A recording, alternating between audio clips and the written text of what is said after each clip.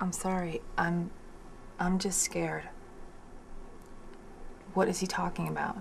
I'm not sure yet, but if you keep interfering, we may not be able to find out what he's talking about. I have never heard him talk like this before, ever. Where is he getting it from? It's hard to say at this point. It's likely that he's concocted some sort of imaginary situation from something that he's heard or read or seen on TV. I don't know yet. It could be something else. What? Mrs. Irving, this is probably the source of his problem. So if you want my help to continue curing David, you must promise me that you will not interfere, no matter what your son says. Please. Trust me. Okay. Okay. Good. He's gonna be fine. Now, David, your mother tells me that she doesn't know who Chundri is. Has she ever met her? Of course she knows who she is. She chose her for me. How can she say she doesn't know her? She chose her for you. Yes. It was the dowry, really. And knowing the family. But I'm glad it was her. I would have chosen her anyway, if I had been allowed to choose my own wife myself.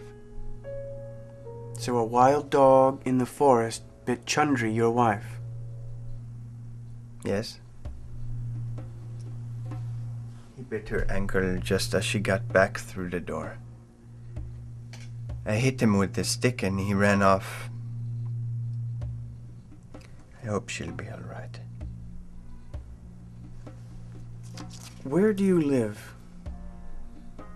On the banks of the lovely Narmanda River, in the green valleys of Maheshwar. Maheshwar. Is this in India? Of course. Okay, David, stay calm.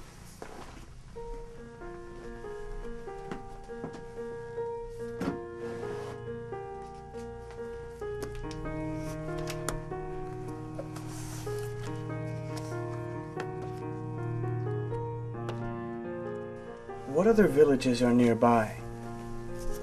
Well, there's Indore to the north and Barwani to the west. And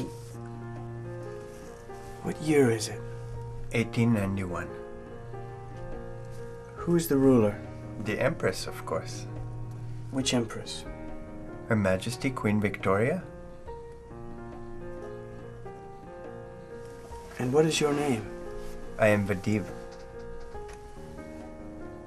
All right, Vadiv. How old are you now? I am 21. Now, Vadiv, I want you to go forward 5 years. Okay. Are you still married to Chundri, Vadiv? No.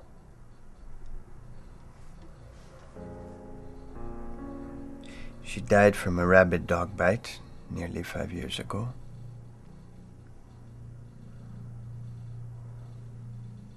Are you married again? No. But they want me to. But I don't have to. I only wanted Chundri. Nobody else.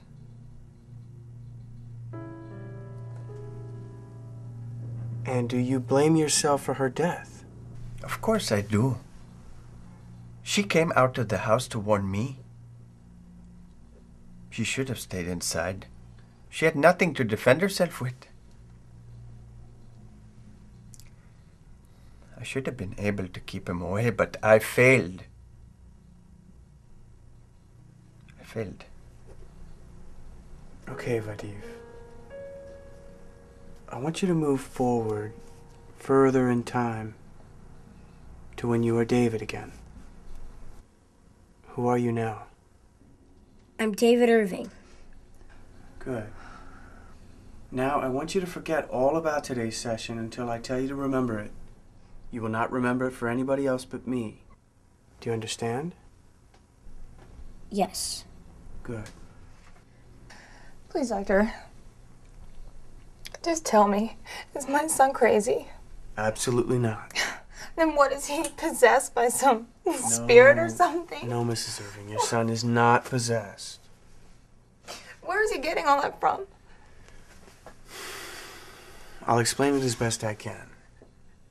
Do you believe in reincarnation, Mrs. Irving? No. Why do you? Well, up until this afternoon, no, I did not. But I don't think that your son was making all that up. What are you saying? It's from a past life? It's possible, yes. That sounds crazy. I understand. But a lot of credibility has been given to the subject of something called far memory. And it began when they were regressing people back to their early childhood, then back to their birth trauma, and then the subject was taken even further back. And they came out with memories of another life, or what very much seemed like another life from a previous time. What are you saying? That what we've all lived before? If the theory is right, then yes, it's possible.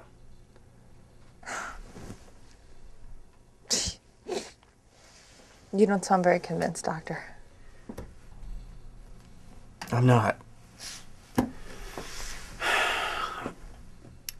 But it would help explain all of this about Chundry.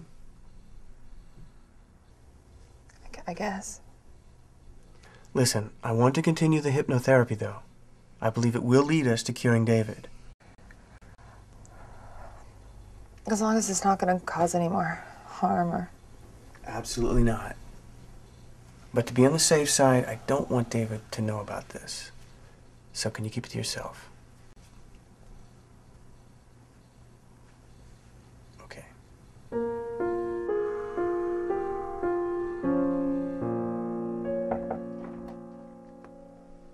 Are you all right, Doctor? No. Nothing serious. I just had my world turned upside down by a young boy, that's all.